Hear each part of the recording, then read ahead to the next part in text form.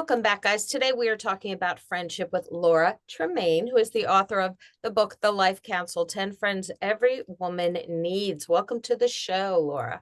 Thank you for having me. I'm so happy to be here. This book is so important at this time of our lives, really any time of your life. And in your book, you discuss those times in your lives where making friends was difficult. Sometimes it's easy, sometimes it's harder, but this time of our life is really a hard time to figure out, Yeah. I, and th- I yeah. thought that was a good place to start, actually, Bridget, because we get a lot of emails from listeners who say, I'm now in my 50s, I'm now in my 60s. I don't have the opportunities that I used to have to make friends. And you do talk about ways to make friends in the book. So I thought maybe, I know it's a little further along in your book, but I thought this would be a good place to start. And can you talk about some of the suggestions you give for making friends at this stage of life? So it does get harder as we get older because we don't always have the same umbrella institution. We don't have kids in school. We're not, working in the same way, especially now that everyone's working remote. Like all the different ways where we're used to seeing people on a regular basis that's bringing us together, like that really changes as we get older. And so you have to make more of an effort. And if you have spent decades not making as much of an effort, because again, it was sort of served up to you, your community was provided for you in some way, then it's like eye-opening to be like, oh, I have to continually put myself out there and make invitations and try new things. And at a certain point in your life, that's also exhausting. You don't even have the energy for that. And so it just feels like too heavy of a lift. And a lot of us are like, yeah, I'm not going to do that either. So then what happens is we stay home and wonder why we're lonely, but it just feels like too many obstacles to get over to make new friends. Not to mention if you've had a life change where you've moved or, you've changed your career. Like I said, we went from working in offices where we were forced to see each other for better or worse to suddenly working at home. Like big life changes also mean that you don't have the same opportunities. And then eventually you don't have the same amount of energy. You don't want to invest in people in the same way. Maybe you've been hurt. Maybe you've gotten more introverted as you've gotten older. There's just so many factors, I think, that go into this friendship thing as we age. And yet we don't want to be lonely. Like we don't want to be at home friendless or feeling like we don't have a companion to go shopping with or hang out with or watch a movie with or whatever. We want those things, but sometimes it just feels like it's too much to add to our already full plate. And I love in the book you have the 10 types of friends in there. And it was just so interesting. I loved going through it and how you named them, the type of friend, who's your this type and who's your that type. And you also talk about, the types that they don't have to be your best friend. And you're talking about the labeling of the best friend. Can you share a little bit of these types and how maybe saying this is my best friend is kind of a tough thing to do? Well, I think when we think of friends, we're mostly thinking of best friends, right? Like that's what the movies are about. That's what songs are about. It's like these deep soul sister best friends who take care of us when we're sick and are there through hard times, but also take amazing girl trips together. Like we have these pictures of what we think adult women friendship looks like. And it's good times and bad, but it's really deep and emotional connected friends. We all want that. Of course, I would never knock that. I do in the book really outline that there's lots of levels of friends that bring all kinds of fulfillment to our life. And they're not always deep soul sisters. And they're not always going to take care of you when you're sick. You can have an acquaintance that is super fun. She brings a lot of lightness and fun to your life. You can have a neighbor who looks out for you. You wouldn't share your deep dark traumas with that neighbor, but man, aren't you lucky that she is there and kind of has an eye on things if something were to change or be an emergency in your home or in your life? I'm really trying to elevate all different types of relationships in our life instead of just this sort of one picture that we have of friendship and how it has to be this soul deep level relationship. Because if we have that, that's great. It's just not the only way. There are lots of ways to not be lonely. There's lots of ways for us to like walk through, this time of our life. And I feel like I didn't even completely answer Colleen's first question of how to do it, because the answer is like not anything we want to hear, which is It's hard. We hear from so many women and they're like, where am I supposed to go? The book club thing is not working for me. Where am I supposed to go to make friends? And that's, I like that, one of your first suggestions is really to just be aware. There could be people in your life that you don't even realize could be friends.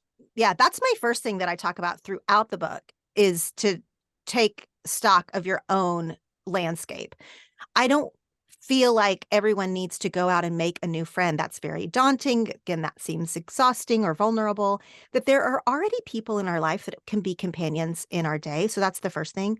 But then secondly, you do have to make an effort to put yourself out there and this matters kind of where you live, like if you're rural or urban, how active you are, what your hobbies look like. I mean, for some people, whatever you're into is going to be easier than for those of us who are introverts and like to stay home a lot and have to make sort of more of an effort. But in this piece of looking at your existing landscape, it's sort of like if you go to yoga every Saturday morning, instead of just going to yoga like we do and then going back to your car, getting your coffee and going home, if you really like notice, hey, this woman is also here every Saturday, the same as I am. Maybe I should strike up a conversation because this is already a piece of my life. And if you don't have something like that, that's like sort of ongoing, that where you can sort of check out your existing landscape, then take something that you're already into and seek it out. Now, I live in Los Angeles, so a city of millions of people. So there's a lot of opportunity at like meetup.com. There are Facebook groups and things like that where you, again, have to seek it out and you have to show up. But in a big city, there is that opportunity. A lot of people are not in a big city. I grew up in a really tiny town and they feel like the pool that they are swimming in, friendship-wise, is a lot smaller. I am a big advocate of making friends online. I know that used to be very lame and sometimes it feels scary. But the thing about making friends online is there are natural filters there of your type of people. So you can find people who are also into the things that you're into, or, follow a band or a show or a hobby, whatever. They're sort of naturally filtering themselves, right? Like in the internet way, that sometimes can build a connection that's easier than if you just like try to go to a community event and just be like, hi, my name is what, that's like, to me, that's more vulnerable than chatting with people online. But, a lot of these things are personality dependent. It's just, it comes back to that bottom line of you have to make an effort, and nobody wants to hear that. We want like a magic elixir that will just deliver friends to our doorstep. Yeah, it's so true. And it's so amazing how you will feel after that. And I know in your book, and I'm kind of going back, and when I listened in your book when you finished college, and that moment when you finished college, so like you said, you don't have these things set up for you, these institutional things. And when I first got married, I had to move to a new town that I didn't really know anybody. And I was probably 23. I didn't know what was like happening. Like, wait a minute, I'm married to who I want to be married to, but I am really sad. I wasn't sad about him, but I am sad. And a woman pointed out, and she was much older than me where I worked, you don't have any friends here. And I was like, oh, that is it. Like, I didn't have anybody there that I could just say, hey, let's go for a walk. Let's go for this. Mm-hmm. And you also point out in your book, your spouse should not be your best friend. So can you talk about that a little bit? Well, that's where I was going to go with this Yeah. too. Like sort of modern love, the modern idea of marriage, which by the way, this is modern. This is not how marriage was looked at historically when you were married for financial reasons or for family reasons or whatever. This modern idea of love forces us to be best friends with our partner. Like that's what we now consider to be romantic. But what I think happens is when you put all of your emotional needs into one person, somebody is going to end up disappointed, or frustrated because your partner can't be all the things. Like they can't be a life partner and taking care of the pets and sharing a bathroom with you and wanting to, belly laugh for 4 hours over dinner. Like it's a lot to put on to one person. And I think that we can end up feeling like wanting, and we aren't sure why, because we do, like you said, we love our partner. It's super fun to be married. Why do I still feel sad? Like you're saying, we're sort of also told that our marriages should be like completely fulfilling. That's just not true. It's just not rooted in reality. One person, one relationship, one life, all the different things that come with marriage. Like my husband is the most important person in my life, hands down. Like, but he's my husband. It's a totally different thing than my best friend. I also wouldn't call my sister my best friend. She's my sister. That's an elevated role in a different thing. I wanted to really like put friendship in its own place of honor and not sort of mixing it up with these other very important relationships in our life, because sometimes we think, well, I have a sister or a spouse or one longtime bestie. Like I don't need anything else. If you don't need anything else, then you're doing great. But if you do think, God, I wish I had friends with a little bit of a lighter expectation or responsibility than these other relationships in my life, that's normal too. It's great to have fun friends that you don't, share a mortgage with.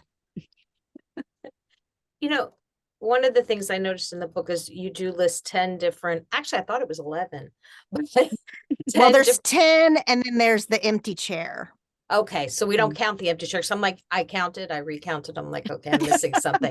Is this like the bagel dozen where it's 13? Bakers, yeah. Yeah, a baker's dozen where it's 13. So what I first thought of when I looked at the list was that I have a friend that probably fills about 5 of those. Mhm. And you say I'm not listing this, so you think you have to have every single one of these types of friends filled, because that is a daunting task. If someone reads this and goes, I need 10 different friends for different things like that. Can you talk about the fact that some friends will fill up some of the same, different chairs? Yeah, a lot of the friends. So the subtitle of the book is 10 Friends Every Woman Needs, and people are so scared by that subtitle because they're like, I don't have 10 friends. I've never had 10 friends. But the 10 friends are over the course of your life. Some of them are very specifically seasonal. You're not always going to have a mentor. At this stage in our life, we might become the mentors and we have mentees possibly. So like these are different archetypes of the type of relationships in our life that I feel like fill out this board of directors style guidance of friendship. And also many of them will overlap. So someone that was once your new friend, as I write about in the book, might eventually be an old friend. She might also be a daily duty friend. She might also be your fellow obsessive, and you're both obsessed with the same thing. It's very natural for you to have one person that overlaps in many spaces, or one seat and you have several people that fill that same seat. Like you might have multiple old friends. Of course, that is like going to be very normal type of relationship. Also, when people are reading the 10 types that I lay out in the book, I don't want people to feel like this is 100% prescriptive. Like I made them up. The whole book is just to get you thinking about these different roles that people fill. So you might be reading, and one of my friends that I write about is a password protector. Well, that might not resonate with you exactly, whatever your life looks like, but it might spark an idea of like, well, okay, I don't really have a password protector, but I do have this, and it is helping me see this friendship in a more beautiful light, or like realize how much this person was bringing to my life when I might have dismissed her as just a coworker, or like I said, just a neighbor. And we can look and see like, oh, but actually your neighbors, your coworkers, the people who see you every single day, they might not be your besties, but that is an intimacy. The people that see you every day probably see you more than some of your besties, right? And so like sort of thinking about how you can view that friendship of, well, she's more than just a coworker. Like we literally have lunch every single day. Now, I wouldn't invite her to my birthday party because she doesn't really fit into that part of my world necessarily. but wow, how lucky am I that I have a lunch partner every day? Instead of sometimes we like get in our head like, yeah, this woman's not my type. I mean, we eat together every day. But she's not like my total friendship style. Mhm. It's like we make up all these different filters for ourselves. Like she's this kind of friend, but she's not this kind of friend. I wouldn't invite her here. I wouldn't tell her this, but she's this, that, and the other thing. I kind of wanted to change our mindset around the people in our life for it to be like, look what we're all bringing to one another's lives. Instead of feeling like, well, she's just a surface friend. We don't go very deep, or however we do this dance in our head of not having the exact right type of friend. I'm hoping that this book is like helping you to be like, oh, but I do have people. I do Yes. have community. I am known and seen. I do belong in this room. Mhm. And it's funny how it makes you feel. Like I've been so busy lately going places, and we had a lunch today with my tennis team that I didn't get to play today, but we haven't been able to do lunch this year. And I was like, okay, I'm going to lunch. I'm going to run over there. I'm going to go to lunch. And I felt so much better that I just went to lunch, and I really thought about not going. Like I really Yeah. did. Like I've got a lot to do today. And here I've been, reading your book, and I'm like, I really should go. This is a sign to go to that lunch. And I feel so much better after going. Yes. Yes. Just putting yourself out there, like you said. Yeah, I And love that. yeah. So one of my friendship philosophies, I have 5 core friendship philosophies that I write about in the book. And one of them is that one that you're describing, just go. Because we can talk ourselves into not going for all kinds of legitimate reasons. Financial inconvenience, we're tired. Self-care has become the biggest one, is that we, take self-care to such an extreme that I think that it has damaged some of our relationships. If we always say no, and I'm for self-care and I practice self-care, but if we're always saying no to take care of ourselves, what are we sacrificing in that no? So yes, we might get a couple of hours extra sleep or the sleep that we think we need, but we're also damaging our friendships if we never go. If we're known in our friendship circle as someone who never accepts the invitation or who flakes last minute or all of these things in the name of self-care or flakiness or inconvenience or whatever, I really encourage people to err on the side of going, that for the most part, you don't regret going. For the most part, you're glad that you poured into that friendship, that you got some extra laughs, that you made a good memory, that you showed up for a friend, even if it means you're tired the next day or, it was a little more expensive than you were counting on or whatever. Hopefully you can balance those things out in your life, but erring on the side of going instead of what seems trendy right now to err on the side of not going, like no is a complete sentence and like all these mantras that women are taking on. Again, I'm for a lot of these, and I understand that this is sort of like giving women language to take care of themselves after centuries of not being able to feel like they can take care of themselves. I understand where the self-care movement comes from. And also, let's be honest, if it is damaging our friendships or if it's contributing to our loneliness. Sometimes you got to show up even when you're tired because you want your friends to show up for you too. Like that's kind of part of the deal. Mhm. I had heard probably in my late 20s a saying that has always resonated with me, and I've said it to Bridget a bunch of times. People come into your life for a reason, a season, or a lifetime. And in hearing that and kind of living with it, it does tend to make it easier to let go of friendships that no longer serve you. But for a Mhm. lot of women, they do not want to let go of the friendships that maybe have run their course for whatever reason. Like you were saying in the book, maybe you had mommy and me groups that were great when your kids were little, but you're not still talking to them when your kids are teenagers.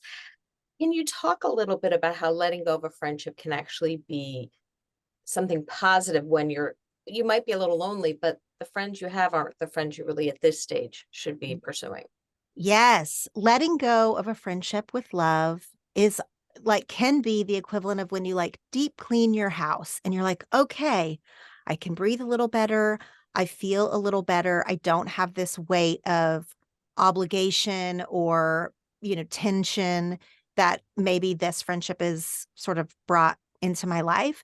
I think most people who hold on to friends, this is going to be most of us, is out of love, respect for our history. We want to be a good person. We don't want to hurt anyone's feelings.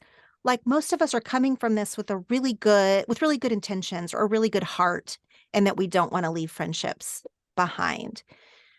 And also old friendships that no longer serve us, people who keep us kind of stuck in an older version of ourselves, people who no longer align with, how we believe, where we're going in life, that kind of thing. It really can be like a weight that holds us back, and releasing them makes us lighter and allows us to move forward. I think most of us in middle life have had the healthy expression of this. Like we've had a natural friendship fade, a mutual friendship fade, or we've moved and lost touch and everybody's okay with that or whatever. I think we've let this happen naturally. When it becomes a little bit harder or stickier is when maybe one friend doesn't feel the same way as the other. And it can be hard to sort of release one another well and with love and be like, it's not really personal. It's just that we're moving in different directions. It's almost like we don't even want to face that. The other side of that is we don't necessarily want to face if a friendship has gone awry, because like I said, we have a history of loving this person. We share a lot of memories with them. I had a friend say to me in the past few weeks, like, that we carry one another's histories. And that is beautiful and meaningful. And also that can be really weighty. That can be like, that can't be the only thing that keeps us in touch, is a shared past. That's not enough always. Or at least not enough for like ongoing relationship. That's enough for Christmas cards or, it's like some kind of more casual acquaintanceship.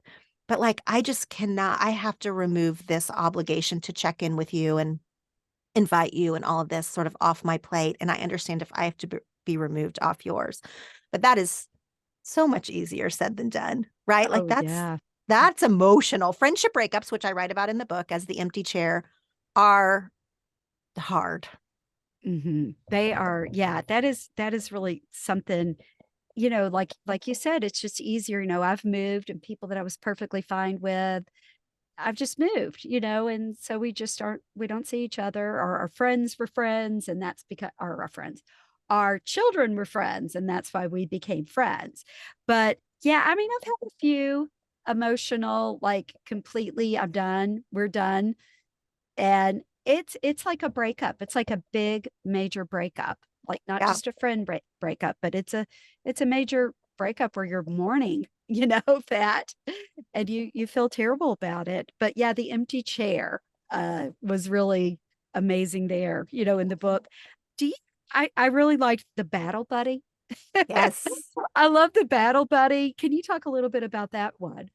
I feel like in middle age, the battle buddy is like one of the most crucial friendships. Absolutely. Yes.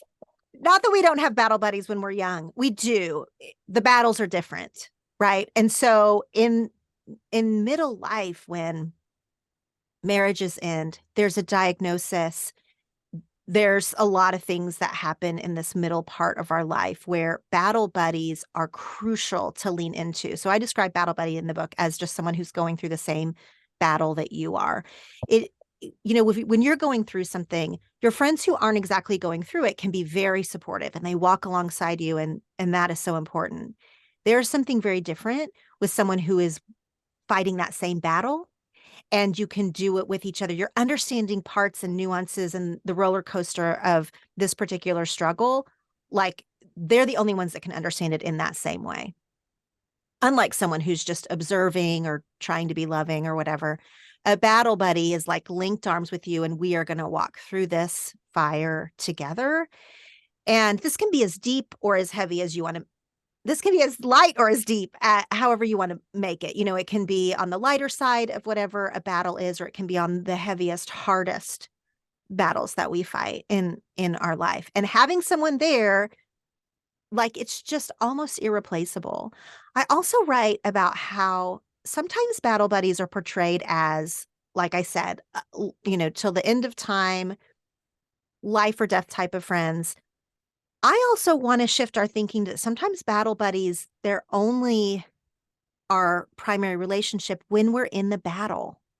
And sometimes when you're out of it, that was the thing that bonded you. That's the thing that, like Colleen said, brought The you into reason. the reason, brought you into one another's lives for a reason that might also be a season. And then it also might be over. You will always have affection for one another. That will always be a very special thing. But I've heard recently, this is a new part that I don't write about in the book because I've heard this recently, that some people have said to me, their battle buddies, which are so important to them, once that battle is over, it can sometimes almost be even harder to stay in that relationship. It reminds you of the battle. It keeps you maybe from growing out of whatever that stage was, which I thought that's sort of interesting that multiple people have brought that up to me, is that sometimes we leave battle buddies behind, not because they're not wonderful people, but because we are out of that battle or they are, and we need to be able to move forward. And we can still think back and be like, well, this wasn't a friendship breakup. This was just a different season now. And I can still have a lot of affection for you and be so glad that we were able to walk through that together. And also now we're in a different space. Yeah, it's almost like your battle buddy is almost like a support group person Mhm. because you are facing that battle. So you're in this support group, and sometimes you might meet somebody great in that support group and continue that. Or, like you said, it could just remind you of what you were going through at that moment, and Mhm. that it's painful to go back and visit that moment. So, Yeah, I- I think I wanted to ask you about in your friendship philosophy. You have 5 friendship philosophies that you talk about in the book, and we did discuss how friendship is has to be on your to-do list, like it's an active thing to maintain friendships. And we talked about the spouse not being the best friend, but the one that resonated with me was the one where you said, "Believe the best, have positive Mm. intentions," because there's so many times where I know I've done it, where I've thought the worst about something. Like if someone said they couldn't go somewhere or they couldn't do this, I'm like, oh, there we go. There's that friendship. Like that. It's really hard to change that mindset. Can you talk Yes. about that? I had to train my own brain to believe the best in others because I have anxiety. My anxieties will rear their ugly head. We all have insecurities that sometimes show themselves when we assume that someone isn't texting us back or declined to come to the thing or whatever because they secretly hate us. Or, they want the friendship to be over, or they're talking about us behind our back, or, all the different ways that we can think that we are not believing the best in someone. One of the ways I like to talk about believing the best in others is if you have to have a hard conversation, we want to start those conversations believing the best in the others instead of assuming the worst, which is like, let's say somebody hurt your feelings or something. And you're like, well, they meant to. They were being mean to me. They have always thought this and it just came out with a little whine. Like whatever we think, we just assume the worst instead of believing the best about them, that they said something out of line, because we all do sometimes, that they flaked on an event or a text thread or whatever. If I need to have a conversation, or even if it's not worthy of a conversation, but especially if it is, I want to believe the best about them. They didn't mean to hurt my feelings. They're not trying to sabotage anything. Like they they're just being flaky, or they said something dumb. If we need to talk about it, I'm going to enter that conversation believing the best. Like literally saying, I know that you didn't mean to hurt my feelings, but when you said this the other night, like I took it like this. Instead of, well, have you always thought that? Like, I heard what you said. That's going to make the other person defensive. It's going to cause a bigger rift than needs to be. We have to believe the best in others because, first of all, we have to believe that the friends that we have chosen are good hearted and aren't trying to hurt us. And more importantly, we need them to believe the best about us because we are good hearted and we are good people and we mess up sometimes too. And so when we believe the best about them, it is hopefully reciprocal. But like you were saying, you have to train your brain to do this because I kind of think it's like human nature to go to the worst case scenario or to be very, defensive of ourselves, protective of ourselves, and want to just sort of cut off that friend because she said something a little off or she never texts back or whatever, instead of believing the best about her. Yes. And you also talked about making lists of things, of reminders. Mm. And could you talk a little bit about that too? Because I need that. Yeah. Okay, so this is my first friendship philosophy, and I developed this one because I kept dropping the ball in my friendships in the same exact way. So I feel like I'm a good friend. I feel like I'm an open-hearted friend. Where I kept dropping the ball was I was the flake in some of these scenarios that I'm describing. I was the one who wouldn't text back. I was the one who wouldn't check in on someone when they were going through something hard. Like, it just wasn't natural for me. I have 2 kids, a busy career. Like, I mean, and we're all busy. Like, I'm not busier than anyone else. It's just I have a lot going on in my mind, and it would not come to my brain naturally to remember to check on people. I would go weeks with my just head down doing my life on autopilot and not really connect with friends. And I had multiple people in like kind of the same year, people who did not know each other, sort of call me out on it and be like, "Hey, my dad has been ill for months, and you knew that our family was going through something and you haven't checked in on me." And I was like so sad that my actions were not reflecting what was in my heart, because I held this friend in such esteem. I loved her. I did know she was going through a hard time with her family. And she's right. I hadn't checked in on her. I had to start writing things down on my to-do list, just like my work to-do list, just like my like mom, family life to-do list. I have a little section for connection, because if I don't write it down or put it on my calendar, I will not remember until a week later that you had a surgery, that you were up for promotion, that, you were having a hard conversation with your spouse. I don't know, whatever it is that friends share with one another, I literally write it down. And then I have to sit down, like when I'm doing my to-dos, and like check in with people. How did it go? Otherwise, I won't do it. Now, this friendship philosophy, like, is only going to strike a chord with you if you also need this. Like you were saying, Bridget, Right. like some people are like, I don't get it. Like, you don't just think of your friends. It's very natural for them. It's just not for everybody. And maybe as we age and we're also like maybe a little more scattered, of like, yeah, if I don't write it down, I sure as Oh, heck won't yeah. remember it. But it doesn't mean that I don't love you. It doesn't mean I wasn't holding you in my heart. I had to find a way to actually have my actions match how I felt about my friends. And it involved a to-do list. Yeah. I really could use it. And I know you said that one of your friends in the book was like, I'm on your to-do list, Yeah. Yes, it actually hurt her feelings. Yes. I'll tell you what hurt her feelings about it. And this is actually useful to talk about. She was going through a time. This is actually a different friend, but she was going through a time, and I had set it as an alarm in my phone. You can like set an alarm on your phone that was like, check on your friend. And when it would come up, like I would check on her. And I don't exactly remember how she found out, but it hurt her feelings that it wasn't naturally coming to my mind to check on her. Like, she was like, would you just not check on me if you hadn't set an alarm or if you didn't have it on your to-do list? And I was like, maybe. That's why it's on here. It hurt her feelings because it made her feel like a chore. Like, it made her feel high maintenance. It made her feel like a drudgery instead of like out of love. And I was like, no, we're going to have to meet in the middle about this, because this is how I'm showing you love. And so I promise I'll try not to make it be so obvious that it's like at 2 p.m. every day you get a text from me.